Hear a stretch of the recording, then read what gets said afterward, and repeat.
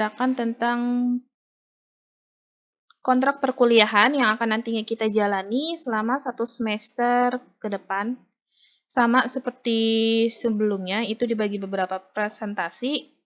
Nah, untuk mata kuliah ini, untuk kehadiran diberikan presentasi 15%, untuk tugasnya 20%, UTS 30%, dan UAS-nya 35%.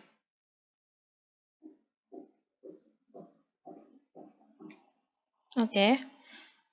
Untuk kehadiran, di sini saya mengharapkan kalian bisa hadir, tapi karena kalian sekarang ini udah semester 6 ya, dan ada yang mungkin nanti ada yang magang juga, atau untuk perkuliahan kita kan adanya di hari Minggu. Nah, bisa jadi untuk perkuliahan di hari Minggu, biasanya untuk di hari Minggu kan ada acara-acara keluarga, mungkin jadi ada kendala tidak hadir. Itu tidak masalah karena nantinya di setiap sesi pertemuan saya akan membuat video pembelajaran. Jadi bagi yang nanti nggak hadir, itu bisa diakses untuk video pembelajarannya. Saya nanti akan menggunakan adlink ya untuk grupnya. Untuk grup adlinknya nanti akan saya share di grup WhatsApp. Oke, nanti akan saya share di grup WhatsApp. Nah, nanti di adlink itu nanti saya akan upload materi-materi terkait arsitektur enterprise, juga nanti ada video pembelajarannya. Jadi bagi yang nanti tidak hadir karena ada kendala sesuatu hal di pertemuan pembelajaran, kalian masih bisa mengakses video tersebut, jadi tidak ketinggalan materinya. Dan untuk nanti kalau tidak hadir, nanti di video tersebut mungkin saya akan berikan link daftar hadir, jadinya kalian masih bisa absen di luar perkuliahan online yang sudah kita lakukan. Jadi saya harapkan untuk kehadirannya, untuk daftar absennya itu tetap terisi penuh, karena kan terkait semua ya, poin dari tugas, UTS, UAS. Kalau UTS, UAS kalian bagus, tapi kalau kehadiran kalian nggak, misal cuman nggak hadir gitu, tapi UTS, UAS-nya bagus, sayang yang tadinya harusnya A menjadi B, walaupun tetap lulus, tapi kan nilainya sayang. Oke, untuk tugas di mata kuliah ini, saya akan memberikan cuma 1 tugas doang.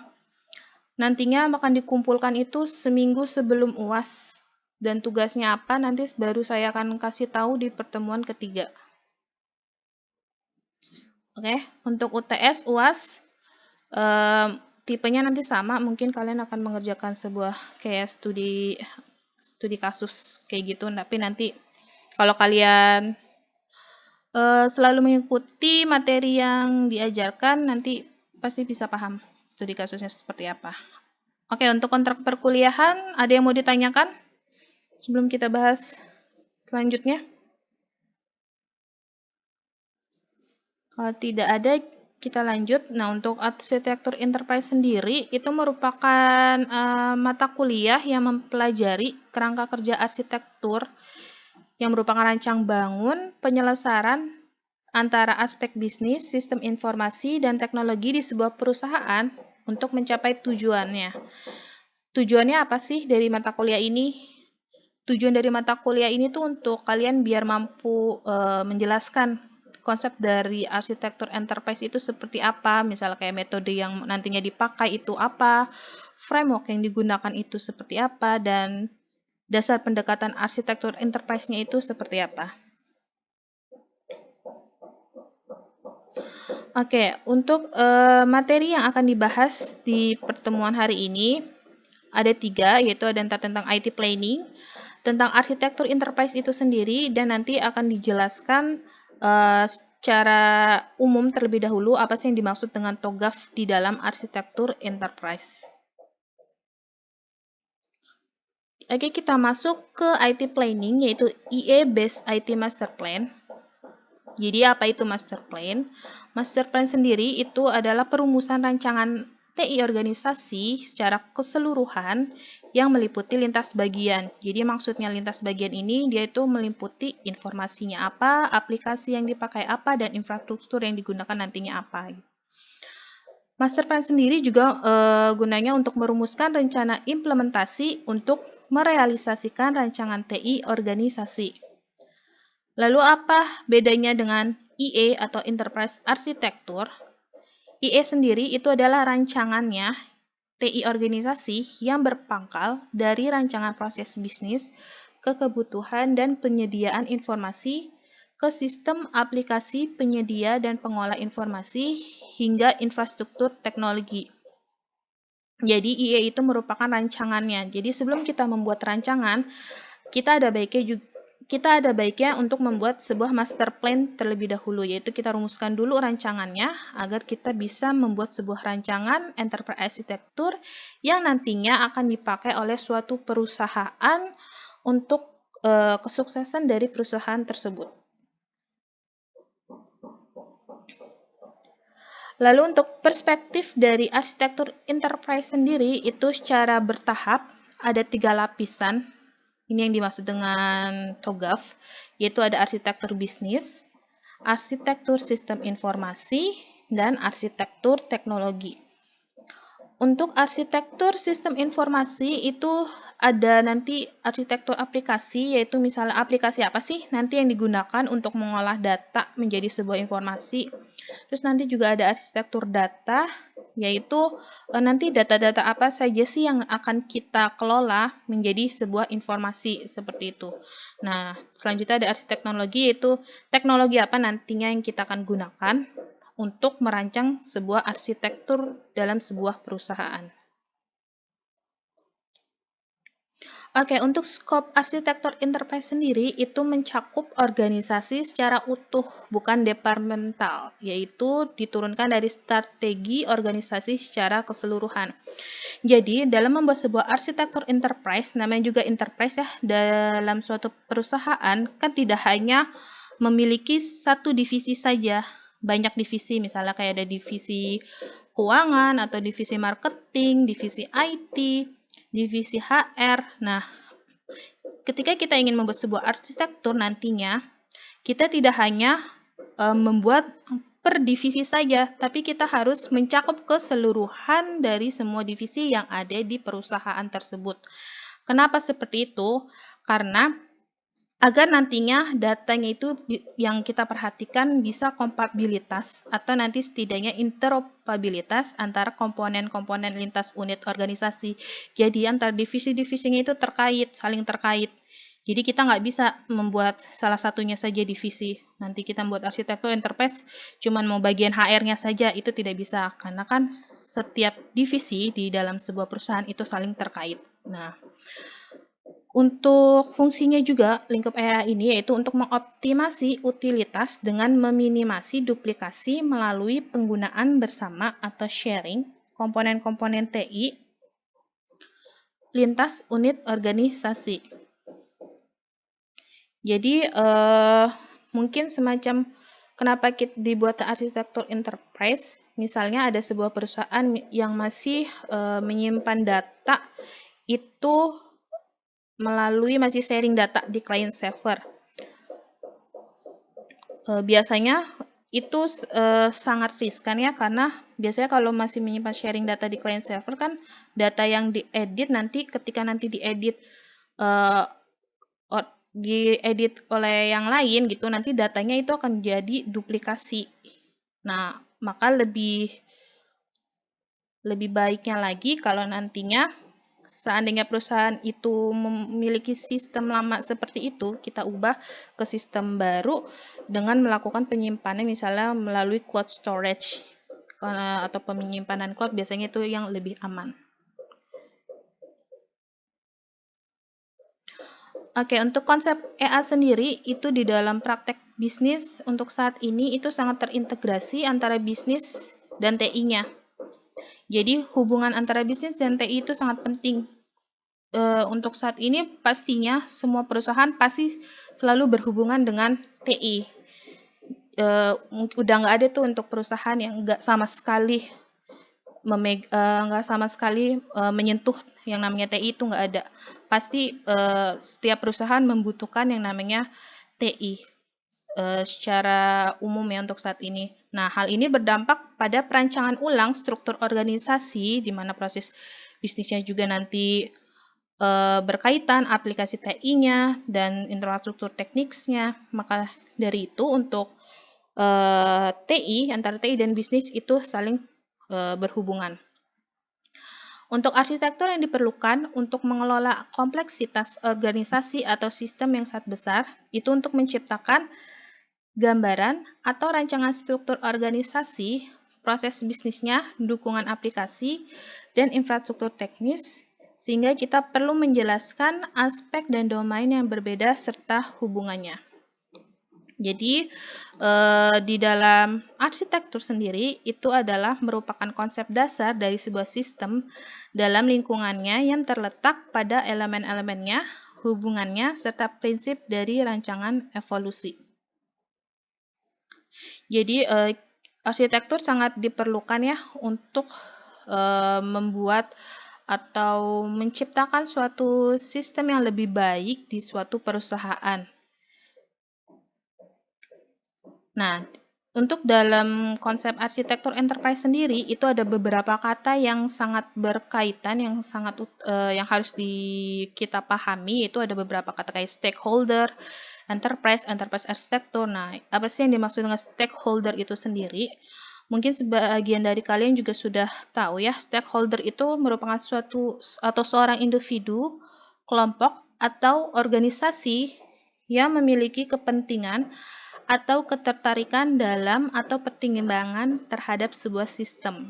Jadi stakeholder itu seperti kayak mungkin yang punya perusahaan atau yang orang yang berkepentingan yang menjalankan sebuah perusahaan itu ingin menjadi lebih baik lagi. Nah, biasanya stakeholder selalu berdiskusi oleh seorang arsitek untuk membuat sebuah sistem yang lebih baik ke depannya untuk perusahaan mereka gitu. Jadi seorang arsitektur itu sangat perlu untuk mendiskusikan antara arsitekturnya sendiri dengan para stakeholder. Dan untuk arsitek sendiri itu harus menjelaskan secara detail apa sih dampaknya yang nanti akan dia rancang untuk sistem yang diinginkan oleh stakeholder. Seorang arsitek itu harus menjelaskan secara rinci dan detail, karena kan gak semua stakeholder yang terlibat itu biasanya memiliki latar belakang yang beda-beda. Jadi nggak semua stakeholder itu mengerti tentang konsep dari sistem itu sendiri seperti apa, atau bukan dari orang IT-nya sendiri. Jadi di sini peran arsitektur itu sangat penting ya untuk menjelaskan agar nantinya rancangan yang dia buat untuk sebuah perusahaan itu bisa terrealisasi dengan baik dan sesuai dengan apa yang diinginkan oleh para stakeholder. Nah, untuk di sini enterprise sendiri itu merupakan kumpulan organisasi yang memiliki tujuan yang sama atau produk akhir yang sama. Jadi maksudnya enterprise itu bisa disebutkan sebagai perusahaan ya. Sedangkan enterprise arsitektur sendiri itu merupakan sebuah prinsip, metode, dan model koheren yang digunakan dalam perancangan dan realisasi struktur organisasi proses bisnis, sistem informasi, dan infrastruktur dari sebuah enterprise. Jadi, arsitektur enterprise merupakan rancangan dari sistem informasi yang di dalamnya ada proses bisnis, ada infrastruktur yang nantinya akan digunakan oleh sebuah perusahaan. Enterprise arsitektur itu mencakup inti-inti dari bisnis, TI, dan evolusinya. Karena tanpa arsitektur yang bagus, maka biasanya akan sulit untuk mencapai kesuksesan bisnis dari perusahaan tersebut. Nah, untuk karakteristik paling penting dari sebuah enterprise arsitektur, yaitu menyediakan pandangan seluruh dari sebuah enterprise. Sebuah enterprise yang baik menyediakan kebutuhan mendatang untuk menyeimbangkan dan membantu translasi kebutuhan tersebut dari bentuk strategi perusahaan menjadi operasi sehari-hari. Nah, berikut gambaran dari konsep arsitektur enterprise sendiri. Di sini ada kayak model view, presentasi, dan analisis arsitektur di mana semuanya membantu menjembatani communication gap antara arsitek dan stakeholder. Jadi, yang bisa kita lihat di sini, seorang nanti arsitektur akan melakukan perancangan, dia yang akan melakukan perancangan, tapi sebelumnya dia akan mendiskusikan terlebih dahulu oleh stakeholder, karena yang stakeholder ini yang ingin membuat sebuah, dia ingin buat sebuah sistem baru nih, misalnya sistem, dia di perusahaan itu sudah punya sistem, tapi mungkin dia ingin mengembangkan sistem yang lebih baik, jadi ingin membuat sistem baru. Nah, dia nggak bisa bikin stakeholder itu tidak bisa membuat sistem begitu saja. Dia harus butuh bantuan dari seorang arsitektur enterprise. Nah, arsitektur enterprise ini nggak boleh, misalnya stakeholder, saya ingin membuat sistem ini, arsitektur langsung mengerjakan, tidak boleh.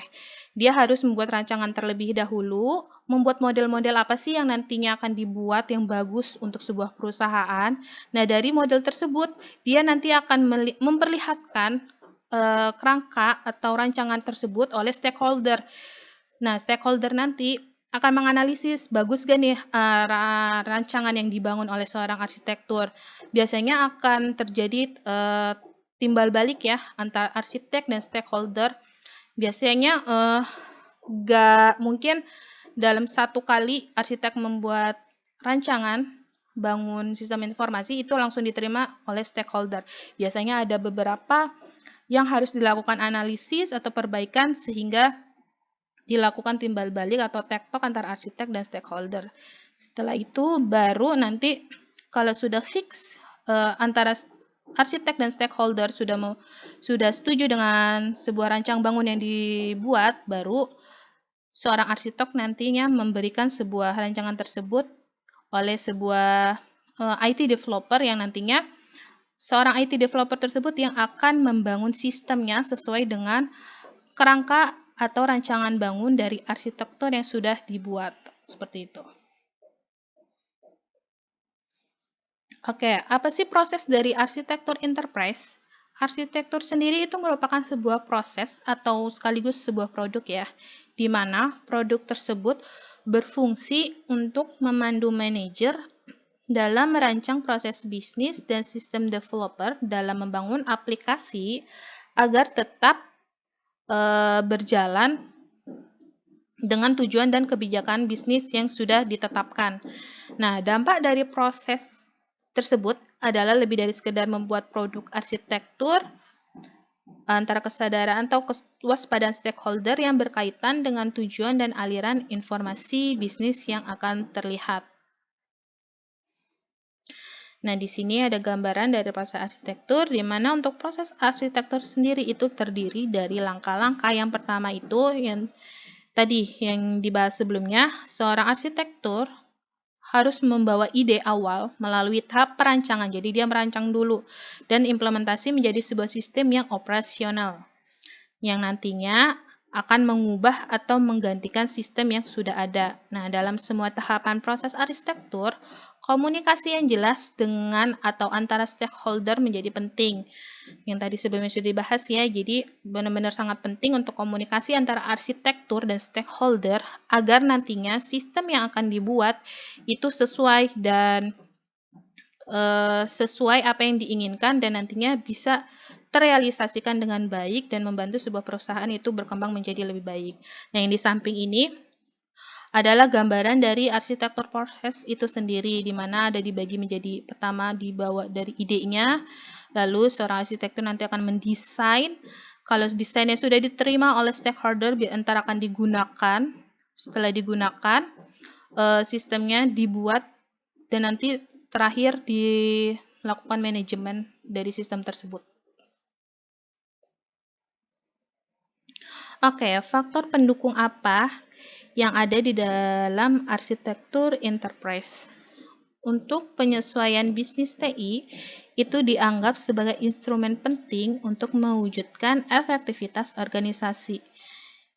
di mana model penyesuaian strategis itu dikatakan oleh Henderson dan Van Catraman di tahun 1993 itu membedakan antara aspek strategi bisnis dan infrastruktur organisasi di satu sisi, dengan strategi dan infrastruktur TI di sisi lainnya. Nah, model ini menyediakan 4 sudut pandang dominan yang digunakan untuk mengatasi penyesuaian antara aspek-aspek tersebut. Nah, di sini ada 4 bagian ya untuk faktor pendukung arsitektur enterprise. Di sini ada bisnis strategi, ada IT strateginya nanti seperti apa, lalu dilakukan proses dari IT infrastrukturnya, lalu di dalam internalnya nanti ada organisasional, infrastruktur, dan proses. Ini merupakan bagian-bagian dari faktor pendukung arsitektur enterprise. Enterprise arsitektur diposisikan dalam konteks pengelolaan enterprise, di mana pada bagian puncak, misi dari enterprise adalah mengapa adanya sebuah sistem misalnya, dan visinya biasanya menyatakan gambaran masa depan dan nilai-nilai yang dipegang teguh. Nah, berikut adalah strategi yang menyatakan jalur yang ditempuh enterprise untuk mencapai misi dan visinya, di mana nanti ditranslasikan ke dalam tujuan konkret yang memberi arah dan menjadi penanda dalam mengeksekusi strategi. Nah, maksudnya mentranslasi tujuan itu menjadi perubahan konkret hingga ke operasi sehari-hari perusahaan yang apabila yang dilakukan oleh enterprise arsitektur itu menyediakan sudut pandang holistik dari operasi saat ini dan nanti, serta aksi yang harus dilakukan untuk mencapai tujuan perusahaan. Biasanya juga arsitektur dipandang sebagai bagian hard dari perusahaan, sementara bagian soft-nya adalah culture yang dibentuk oleh orang-orang dan kepemimpinan di mana dianggap sama penting atau lebih penting untuk mencapai tujuan perusahaan. Nah, bagian akhir di paling bawah adalah operasi harian dari enterprise yang dikendalikan dari atas. Yang ini tadi gambarnya dari atas, kita jalankan dulu apa misinya, visi yang akan didapat dari sebuah arsitektur enterprise, lalu kita buat strateginya apa saja, goals-nya, apa sih yang nantinya akan diciptakan dari sebuah arsitektur tersebut. Nah, setelah sudah tahu keempat ini, baru dilakukan aksinya. Dibuat sistem-sistemnya, enterprise arsitektur, terus nantinya sesuai atau tidak dengan SOP sebuah perusahaan gitu. Nah, baru terakhir sistem yang kita buat nantinya itu harus saling berkaitan oleh semua divisi. Jadi nggak hanya orang-orang IT saja yang bisa menggunakan, tetapi semua orang-orang di perusahaan tersebut bisa menggunakan sistem tersebut. Arsitektur itu merupakan instrumen strategis dalam memandu organisasi menjalani arah pengembangan yang terencana. Nah, untuk sebuah enterprise yang sukses itu menjalankan operating model dengan pemilihan yang jelas pada level integrasi dan standarisasi proses bisnis di seluruh enterprise. Peran enterprise arsitektur itu sebagai pengorganisasian logis dari proses bisnis dan infrastruktur IT, di mana untuk arsitektur sendiri itu harus mencerminkan kebutuhan integrasi dan standarisasi dari operating model sebuah perusahaan tersebut. Oke, selanjutnya kita akan bahas tentang TOGAF. Apa itu TOGAF dari suatu arsitektur enterprise? TOGAF sendiri itu merupakan suatu kerangka kerja pengembangan, penerapan, dan pengelolaan arsitektur IT di sebuah organisasi atau perusahaan. TOGAF merupakan panduan tahapan-tahapan dan prinsip-prinsip di mana memberikan keleluasaan dalam memilih teknik pemodelan yang digunakan. TOGAF sendiri itu merupakan paduan dari beberapa framework pengembangan arsitektur. Jadi TOGAF itu semacam metode yang nanti akan digunakan oleh arsitektur enterprise yang akan dipakai oleh sebuah organisasi atau perusahaan. Nah, sebenarnya banyak untuk metodenya atau framework-nya, tapi kebanyakan secara umum untuk perusahaan itu banyak yang menggunakan metode dari TOGAF. Kenapa? Karena TOGAF sendiri itu sudah merupakan gabungan dari beberapa framework pengembangan arsitektur yang sudah lebih baik dijalankan oleh sebuah perusahaan. Contohnya beberapa framework itu ada VEAF, TEAF, DODAF, dan masih banyak lainnya.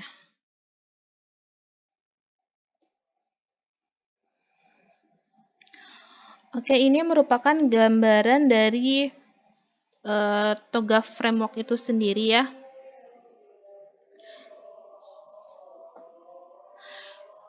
Ini merupakan gambaran dari TOGAF framework di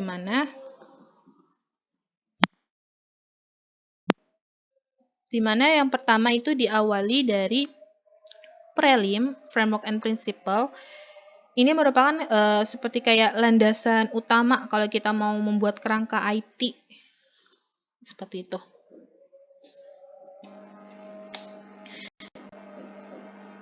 Nah, jadi prelim ini adalah untuk merumuskan kerangka dan prinsip penerapan dari sebuah IT. Setelah kita lakukan perumusan, maka dilakukanlah nih tujuan arsitektur itu seperti apa. Arsitektur vision, ada A, ada B, ada business arsitektur, ada information arsitektur, ada teknologi arsitektur, sampai dengan H itu arsitektur change management. Nah, tapi nggak usah khawatir karena nanti untuk di mata kuliah ini kita hanya membahas dari A, arsitek vision, bisnis arsitektur, information system arsitektur, teknologi arsitektur, sampai opportunities aja dan solution.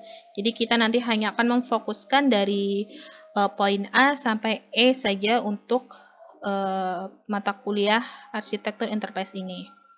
Nah, di dalam setelah dilakukan perumusan, kan sudah dilanjutkan dengan arsitektur vision, lalu dilihat bisnis arsitekturnya seperti apa. Arsitektur vision, bisnis arsitektur, information system arsitektur, dan teknologi arsitektur itu merupakan pemetaan dan pengembangan arsitektur TI. Biasanya nanti yang agak pusing itu nanti antara aplikasi arsitektur dengan teknologi arsitektur. Karena untuk aplikasi arsitektur sama teknologi arsitektur itu sebenarnya hampir mirip tapi beda. Tapi kenyataannya itu beda, tapi hampir-hampir mirip, jadi makanya mungkin nantinya agak bingung di antara aplikasi arsitektur dan teknologi arsitektur. Nah, nantinya ini kita akan bahas juga secara detail di materi selanjutnya. Oke. Untuk opportunities and solution ini merupakan analisa ya setelah dilakukan perancangan dan dilakukan perumusan masalah, lalu dianalisa, ada analisa gap di antara arsitektur ini. Jadi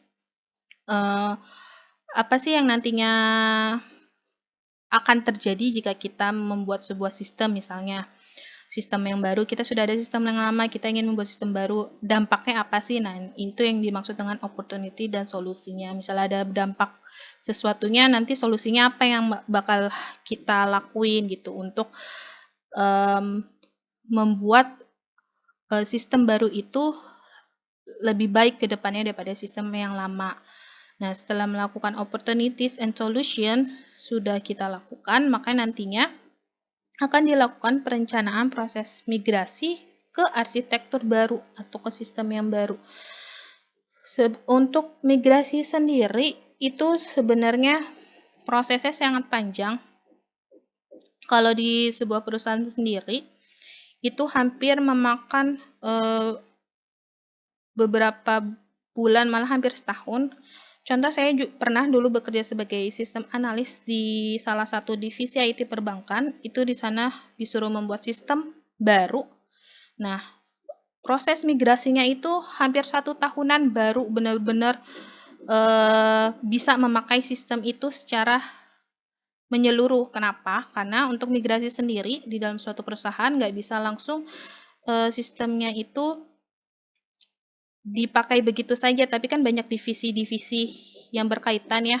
yang tadi dibilang, membuat sebuah arsitektur enterprise dari sebuah perusahaan itu nggak hanya berpatok atau hanya untuk satu divisi saja, misal divisi IT saja, tapi sistem yang dibuat harus mencakup semua divisi yang ada di perusahaan. Makanya kenapa untuk proses migrasi biasanya itu membutuhkan waktu yang sangat lama karena harus kita lakukan secara bertahap. Jadi mungkin divisi ini dulu, divisi IT dulu yang kita lakukan, habis itu baru ke divisi HR dan divisi yang lain-lainnya seperti itu. Nah, setelah dilakukan migrasi atau proses migrasi dari sistem lama ke sistem baru, dilakukan pengawasan untuk proyek-proyek implementasinya terhadap arsitektur. Jadi kita nggak boleh setelah melakukan proses migrasi kita tinggalkan begitu saja.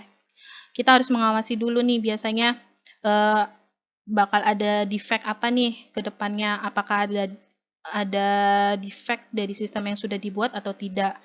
Kalau tidak, maka yang terakhir baru reevaluasi relevansi arsitektur dan tren teknologi.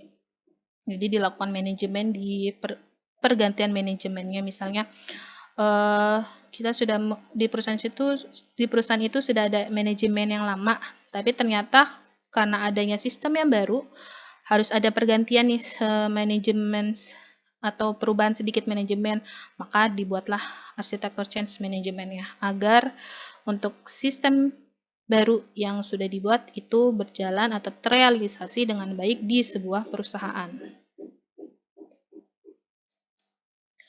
Oke, TOGAF sendiri itu ada 4 poin utama atau cascade view-nya, yaitu pertama tadi ada visi arsitekturnya, ada arsitektur bisnisnya, ada arsitektur sistem informasi, dan arsitektur teknologi. Nah, untuk visi arsitektur itu apa sih? Visi arsitektur sendiri itu merupakan gambaran umum bagaimana TI diterapkan untuk mendukung strategi bisnis organisasi. Seperti yang digambar sebelumnya nih, kan ada arsitektur vision-nya. Sorry, yang ini. Nah, lalu arsitektur bisnis itu merupakan model operasional organisasi yang merealisasikan strategi bisnis organisasi.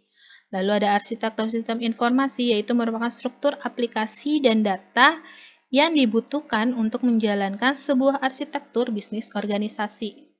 Lalu ada juga arsitektur teknologi, yaitu merupakan konfigurasi infrastruktur yang dibutuhkan untuk menjalankan aplikasi-aplikasi pada arsitektur sistem informasi. Jadi nantinya kita akan secara detail, nanti ada materi yang khusus TOGAF yang akan mempelajari tentang apa sih itu nanti visi arsitektur atau arsitektur bisnis sampai arsitektur teknologi di sebuah perusahaan. Oke, mungkin untuk materi awal dari arsitektur enterprise sampai sini. Sebelumnya ada yang mau ditanyakan?